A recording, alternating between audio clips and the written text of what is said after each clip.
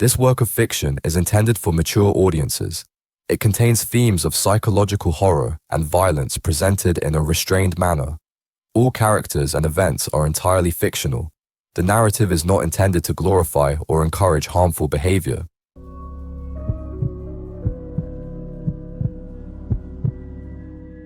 My name is Mike Thompson, and I wish I'd listened to everyone who told us not to buy that house on Cedar Street. You know the kind, the one that's been empty for years, selling for way below market value, with neighbors who give you that look when you mention you're interested in it. That kind of house. My wife Sarah and I were so excited when we got it for a steal. We'd been renting this tiny apartment in the city, and with the baby on the way, we needed more space. The realtor was weirdly pushy about getting us to close quickly, which should have been our first red flag. The previous owners had apparently just up and left one night, left everything behind. Furniture, clothes, family photos, the lot. The realtor said we could keep it all or throw it out, whatever we wanted. Sarah thought it was creepy, but I figured, hey, free furniture. The first few nights were fine, just the usual creaks and groans you'd expect from an old house. But then the scratching started. It was always at 3:27 a.m., not 3:30, not 3:25. Always 3:27. I know because I checked my phone every single time it woke me up. It sounded like someone dragging their nails across the walls inside our bedroom. But when I turned on the lights, there was never anything there. Sarah said it was probably mice, but mice don't scratch in patterns. And mice definitely don't scratch in perfect circles. One morning, I found tiny handprints on our bedroom window. On the inside. They were too small to be our unborn babies, but too big to be a child's. They looked wrong somehow. Like the fingers were too long, the palms too narrow. The neighbors avoided us like the plague, except for old Mrs. Jenkins next door, who finally took pity on us one day. She told us about the Coleman family who lived there before us, how their 2-year-old daughter went missing inside the house, just vanished. They searched everywhere, but nothing. The parents swore they could hear her giggling at night, calling for them, but they never found her. I laughed it off, told Sarah it was just local gossip. But then we started hearing it too, a little girl's laugh, always from the room next to wherever we were. When we'd check, the room would be empty, but the air would be ice cold. The breaking point came when Sarah was 7 months pregnant. She woke me up in the middle of the night, crying. She said something had been touching her belly, like little fingers pressing against it, but I was sound asleep next to her and we were alone in the room. The next morning, there were tiny bruises on her stomach in the shape of fingerprints. We moved out that same day. Left everything behind, just like the family before us. Lost our deposit, took a massive hit selling the house, but I didn't care. Sarah gave birth to our daughter 2 months later, and sometimes I catch myself counting her fingers and toes, making sure they're normal. The house is still there on Cedar Street. I drive by it sometimes just to make sure it hasn't lured in another young family. Last week I saw a sold sign out front. I tried to warn them. Went up to their car while they were unloading boxes and tried to tell them about what happened to us. They just smiled politely and said they didn't believe in ghost stories. The wife was pregnant too. I couldn't sleep that night thinking about them. The next morning, I drove by again. The house was empty. No moving truck, no cars, no boxes. Just empty like they'd never been there at all. But I swear, in the upstairs window, I saw tiny handprints appearing on the glass from the inside. Last night, my daughter turned 2. The same age as the Coleman girl when she vanished. After tucking her into bed, I heard her giggling through the baby monitor, but it wasn't her normal laugh. It was that same haunting giggle from the house. When I rushed to her room, she was sitting up in bed, pointing at her closet door. "The girl from the window wants to play, Daddy," she whispered. "She says she's been waiting for a sister for a very long time." I grabbed my daughter and ran. We're in a hotel now, and I'm watching her sleep while I write this. But every few minutes, I swear I can hear faint scratching coming from inside the walls.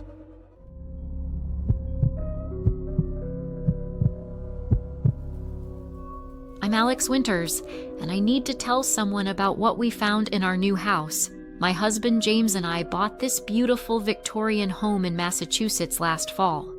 The kind of house we'd always dreamed about, but never thought we could afford, until we inherited enough money from his grandmother for a down payment. The previous owner was an elderly man who'd lived alone for decades.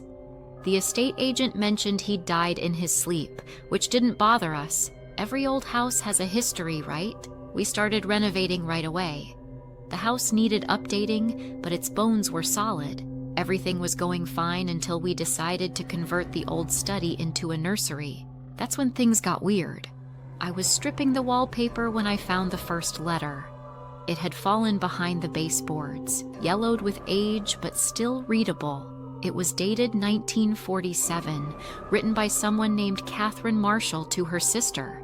She wrote about how her husband Thomas had been acting strange since they moved in, spending hours in the basement, talking to himself. The letter ended mid-sentence. James thought it was cool, a little piece of history. But then we found more letters, dozens of them, hidden in different parts of the room, all from different decades, different families, all describing the same thing. Husbands becoming obsessed with the basement. The thing is, we'd barely looked at the basement when we bought the place.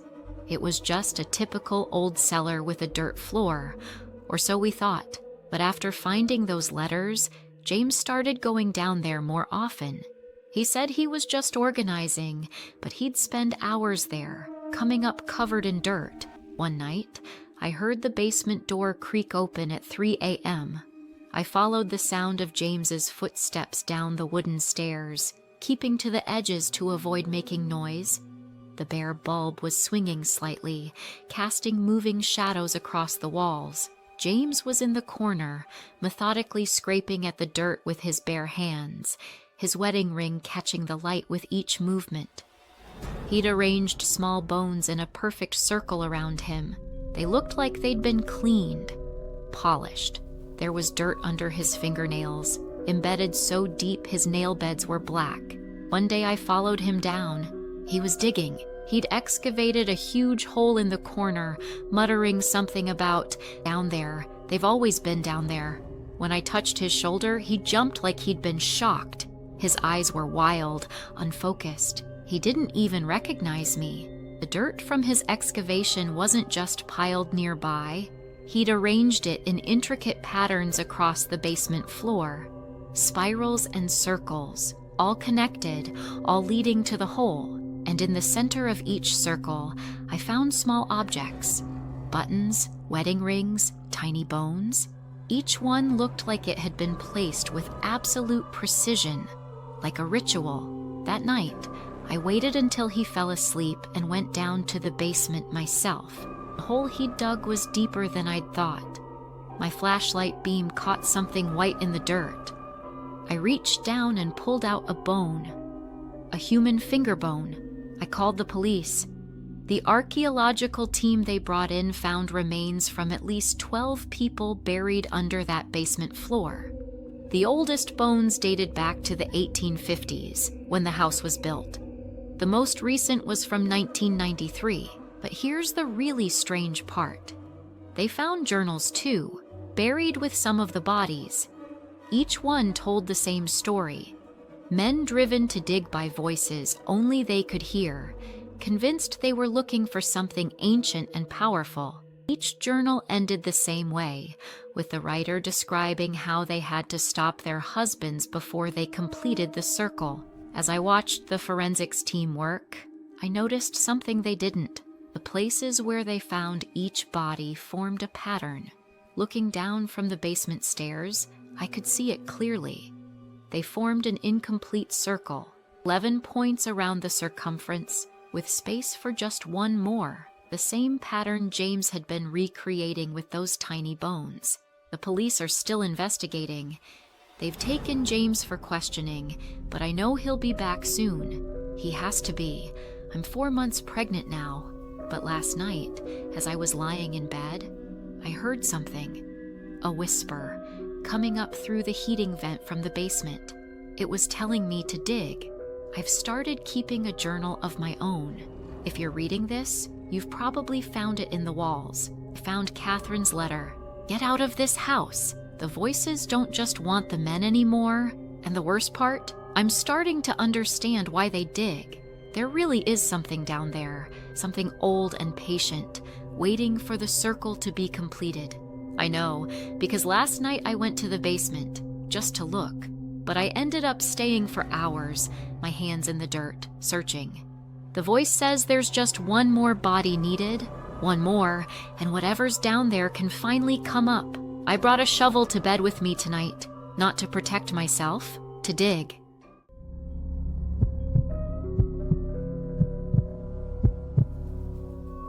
What we saw in the woods will haunt us forever. I used to be an experienced trail guide in the Adirondacks.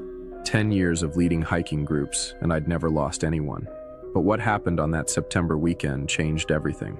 My name's Jake Collins, and I need to explain why 3 hikers in my group are still missing, and why I won't go back to find them. It started as a standard 4-day trek. Myself, my assistant guide Maria, and 6 hikers, all intermediate level. The weather forecast was perfect, and we'd taken this route dozens of times. The first warning sign came on day 2 when we found those strange tracks. They looked almost like deer prints, but wrong somehow. 2 deep in the center, with 5 toes instead of hooves. Maria, who'd grown up hunting in these woods, said she'd never seen anything like them. They were fresh, pressed into the morning dew, and they were huge, bigger than my boot print. But that wasn't the strangest part. They seemed to appear and disappear randomly, like whatever made them was jumping impossible distances between steps. That evening, Tom, one of our hikers, swore he saw someone standing between the trees watching our campsite. Just a dark figure. Too tall to be human, but too straight to be a bear. When we checked, we found one of those tracks pressed deep into the ground where he'd pointed. It was still forming, like something invisible was standing there. The real trouble started that night. The temperature dropped suddenly, way below what was forecast. Our phones showed different times even though they'd been synchronized that morning. Some said 3 a.m., others showed 11 p.m., and one was stuck at 6:66. That's not even possible. We woke to find our camping gear rearranged, not scattered like animals had been through it, methodically placed in a perfect spiral pattern around the camp. At the center was a pile of fresh deer bones, picked clean and still warm. None of us had heard a thing during the night. Maria noticed it first. The birds had gone silent. In September, these woods should be full of sound, but there was nothing. Just this low humming noise coming from deeper in the forest. It sounded almost mechanical, but organic at the same time, like thousands of insects buzzing in perfect harmony.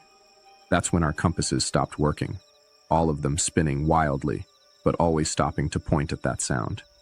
GPS showed we were in the middle of the Pacific Ocean. The sun seemed to be moving too fast across the sky, like someone was fast-forwarding the day. Around noon, Lisa, a lawyer from Boston, said she could hear her daughter crying in the woods. She didn't have a daughter. When we tried to stop her from running toward the sound, she fought us, screaming that she could see her little girl standing between the trees. Her eyes had gone completely white, like cataracts, but she said she could see perfectly. We tied her to a tree for her own safety, but when we turned around to get water, she was gone. The ropes were still tied in place, like she'd just vanished from inside them. By sunset, the humming was louder. We could all hear voices mixed in with it now. People calling our names, saying things only our closest family would know. The trees around us seemed to be growing taller, their branches twisting to form arch-like patterns above us. Tom pointed out that the bark was developing these strange markings that looked like faces caught mid-scream. That night, we saw the lights. Not flashlights or campfires. These were different. They moved between the trees like fireflies, but they were dark purple and seemed to bend the air around them. They formed patterns that hurt to look at, like your brain couldn't process what your eyes were seeing. When they found Mark, our youngest hiker, he was standing in a clearing, looking up at something we couldn't see. He was smiling, but there were tears of blood running down his face. Before we could reach him, he started floating, just rising slowly into the air. He was still smiling as the darkness above swallowed him. The rangers found me 2 days later, delirious and dehydrated, 30 miles from our planned route. They said I was lucky. The other 3 missing hikers still haven't been found. The official report blamed carbon monoxide from an illegal mining operation for our hallucinations. They said the disappearances were probably just panic-induced separation, but they can't explain the videos on our phones. Most are corrupted, just static and strange sounds. But one clip survived. It shows something moving between the trees at night, something tall and fluid, wearing the shadows like a cloak. As it turns toward the camera, you can see faces in its surface, familiar faces, screaming silently. I still get emails from Lisa's account sometimes. They're just strings of numbers, but when you map them, they're coordinates. Different spots in those woods. Each email ends with the same message. The trees are growing backwards here. Time tastes purple. Come find us. I burned my hiking gear. Some nights I find those strange tracks in my backyard, leading to my bedroom window. And lately, I've started hearing that humming again, coming from my closet. Sometimes when I close my eyes, I can see those lights behind my eyelids, spelling out messages in a language that's getting easier to read. They're inviting me back.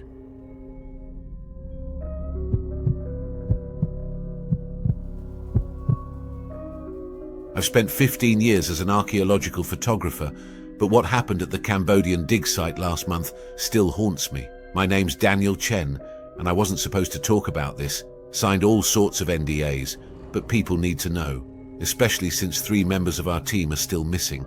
It started as a routine excavation. Dr. Emily Walsh had found evidence of an undocumented temple complex deep in the jungle, about 6 hours from Siem Reap. The local villagers refused to help with the dig. They just kept repeating something about the hungry ones and making these weird gestures with their hands.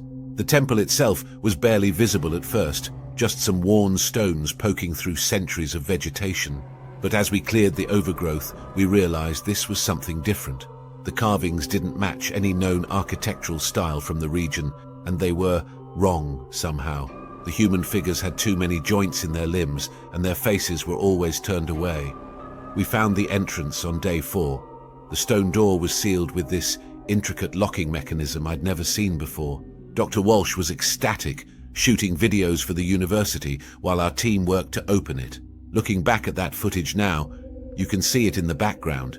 The birds suddenly going quiet, the way the air seemed to ripple around the door. The first chamber was disappointingly empty, just bare walls and dust. But then Wei, one of our grad students, noticed that the floor didn't match the rest of the architecture. It took us 3 days to carefully remove the stone panels, revealing a staircase that spiraled down into darkness. The air that came up from that opening, I'll never forget it. It smelled like wet earth and something else, something sweet and metallic, like blood, but older somehow. Dr. Walsh led the first descent. The stairs went down for what felt like forever, much deeper than any temple we'd ever documented. Our lights caught glimpses of more carvings on the walls, but these were different. They showed people transforming, each image more disturbing than the last. The temple complex below was vast. Multiple chambers connected by narrow corridors, all carved from this strange dark stone that seemed to absorb our lights. In the central room, we found the altar. That's when everything went to hell. The altar was surrounded by these clay pots, hundreds of them, each sealed with wax and marked with symbols. Dr. Walsh was recording everything, talking about how this could rewrite our understanding of ancient Southeast Asian cultures. She didn't notice that the markings on the floor around the altar were starting to glow. Wei was the first to notice that something was wrong. He was photographing one of the pots when he started coughing. By the time we reached him, black fluid was leaking from his eyes. He kept pointing at the pot, trying to say something, but all that came out was this horrible clicking sound. The screaming started when the first pot cracked open on its own. Something dark and fluid poured out, but it moved against gravity, flowing upward like smoke, but wrong. It formed shapes that hurt to look at. Dr. Walsh ordered an immediate evacuation, but in the chaos the lights got knocked over. I still have nightmares about those minutes in the dark. The sounds of people running, screaming, that wet slithering noise getting closer. When my backup light finally turned on, Wei was gone. So were Lisa and Dr. Walsh. The rest of us ran. Back at the surface, covered in mud and blood, we counted heads. 3 missing. We could hear them calling for help from below, but their voices, they didn't sound human anymore. The local authorities sealed the entrance with concrete the next day. I developed the photos last week. Most were corrupted, just blurry smears of darkness. But one shot came out clear, the last image I took before we ran. It shows Dr. Walsh standing by the altar, but she's not alone. There's something behind her, something tall and fluid and wrong. And she's smiling at it, reaching out to touch it, even as her fingers are turning black and beginning to lengthen. The university's calling it a cave-in, saying our colleagues are presumed dead, but I know better.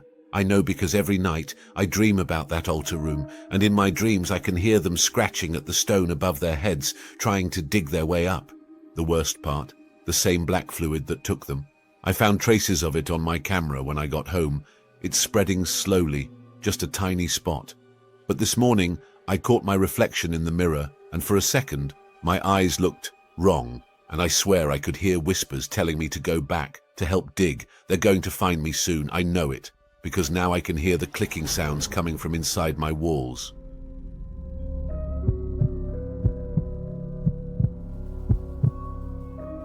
I've been a tour guide in rural Thailand for 12 years, specializing in off-the-beaten-path experiences.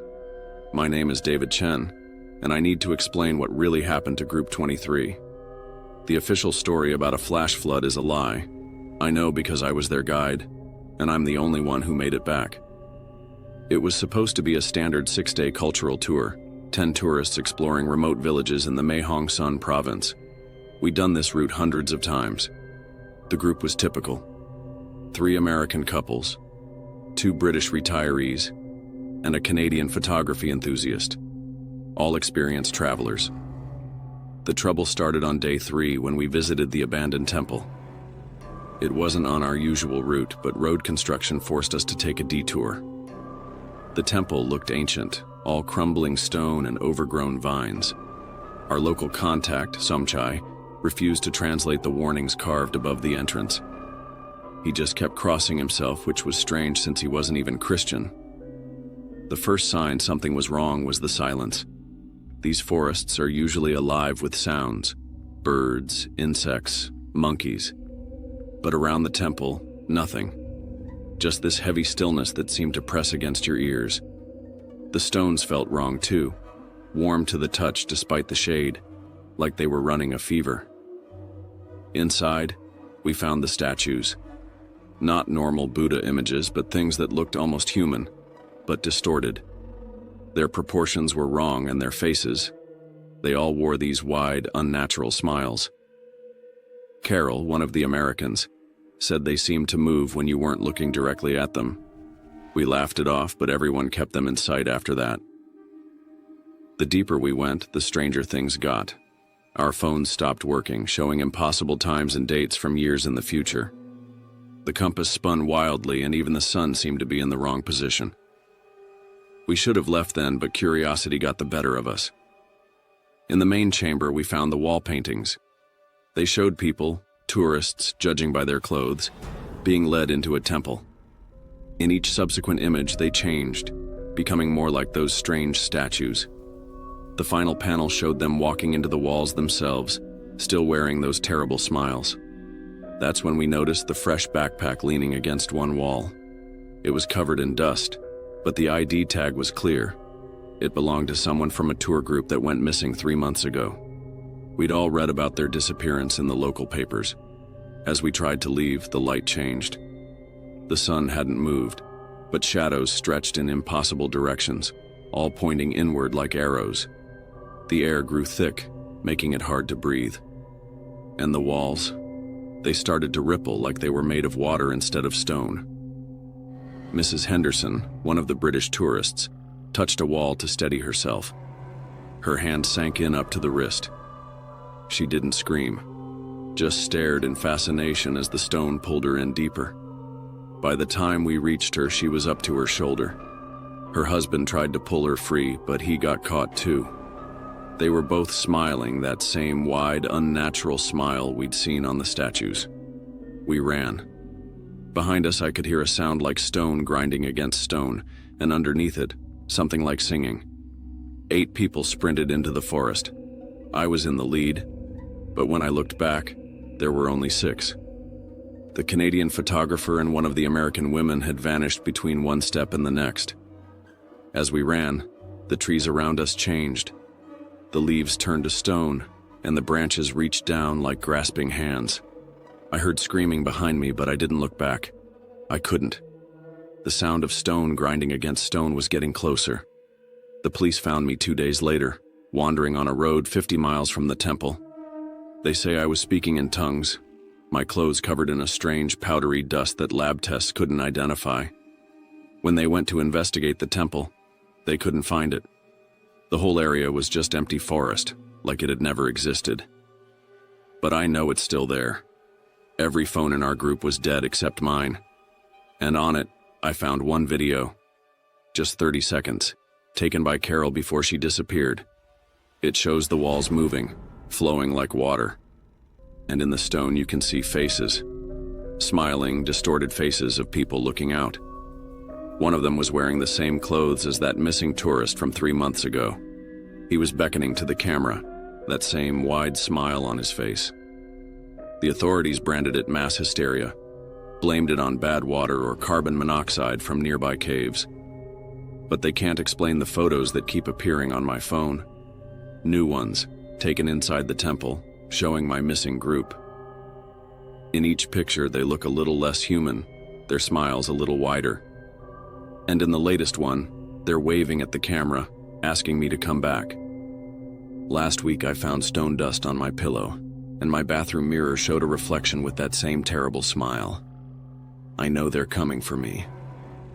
Sometimes at night, I hear that grinding sound outside my window, and my walls feel warm to the touch, like they're running a fever.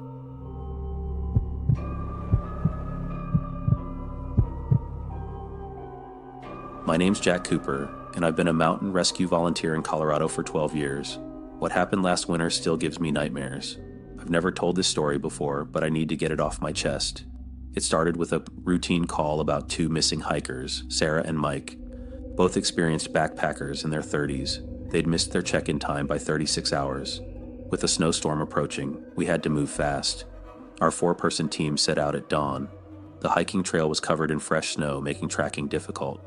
The temperature was dropping fast and the wind was picking up. Standard procedure was to check all the emergency shelters along the trail first. The first 2 shelters were empty, but at the third one, we found their backpacks. Everything was there: food, water, sleeping bags, like they'd just stepped out for a minute. But the strange thing was, there were no footprints in the snow around the shelter. None at all. That's when Dave, our team leader, noticed something odd about the shelter's wall. There were scratch marks everywhere, but they weren't coming from outside in. They were going from inside out, like someone was desperately trying to claw their way out of the shelter. We split up to search the immediate area. I took the north section, walking through the dense pine forest. The snow was falling heavily now, and visibility was getting worse by the minute. That's when I heard it, a sound I'll never forget. It was a voice calling for help, but something was wrong with it. It sounded like Sarah. We had her voice on a recording from her last known call, but it was distorted, like someone trying to speak with a mouthful of water. The voice seemed to come from everywhere and nowhere at once. I radioed the team, but got only static. The voice kept calling, getting closer. Through the swirling snow, I saw a figure about 50 yards ahead. It was walking awkwardly, jerking like a puppet on strings. I called out, "Sarah? Is that you?" The figure stopped, then its head turned, just its head, a full 180 degrees. I ran. I'm not ashamed to admit it. I've never run so fast in my life.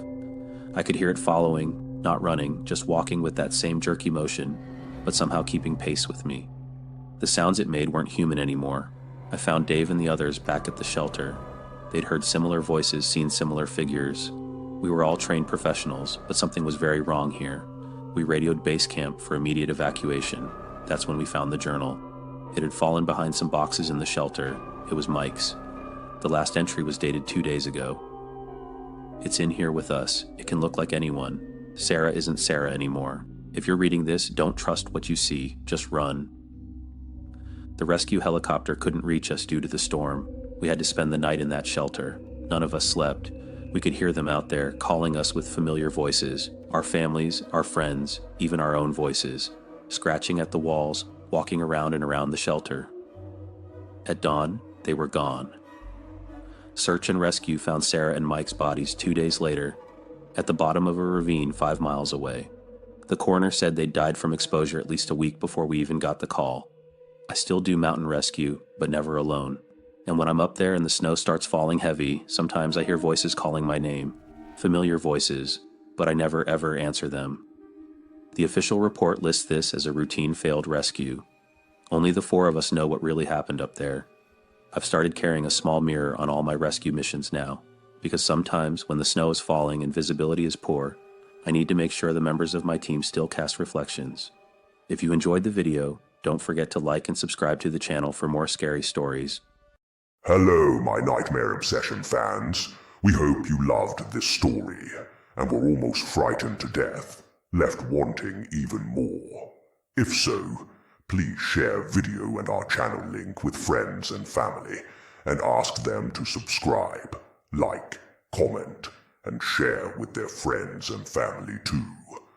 We really want to create more nightmarish horror stories for you, so please be sure to like, share, comment, and subscribe to our channel now. We would really appreciate it. Thanks so much.